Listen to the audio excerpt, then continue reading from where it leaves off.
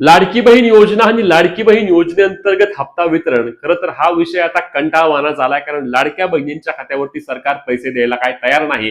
परंतु लक्षात घ्या लाडक्या बहिणींनो, आज याचा जी आर येण्याची मोठी शक्यता वर्तवली जात आहे. कारण लक्षात घ्या, काल मंत्रिमंडळ बैठक पार पडली आहे आणि या मंत्रिमंडळ बैठकीमध्ये लाडकी बहीण योजनेसंदर्भात चर्चा झाल्याची माहिती असून आज याचा जी आर येईल असे बोलले जात आहे.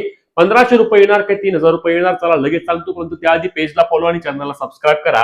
तर आज या योजनेचा हप्ता वितरणाचा जी आर येणं आवश्यक आहे. आपण पाहिलं होतं की लाडकी बहीण योजनेमध्ये वितरण लांबले, कारण 30 एप्रिल पर्यंत ई-केवायसी दुरुस्त करण्यासाठी सरकारने मुदत दिली होती. ती मुदत संपली आहे. लाडकी बहीण योजनेची फायनल यादी तयार आहे आणि त्यामुळे आता काल झालेल्या मंत्रिमंडळ बैठकीनंतर या संदर्भातील जी-आर अथवा हप्ता वितरणासंदर्भातील माहिती येणं आवश्यक आहे.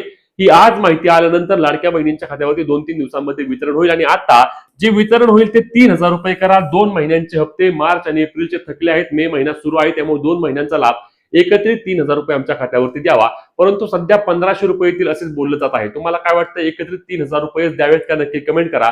व्हिडिओ शेअर करून पुढील सर्व अपडेटसाठी पेजला फॉलो, चॅनलला सबस्क्राईब करा.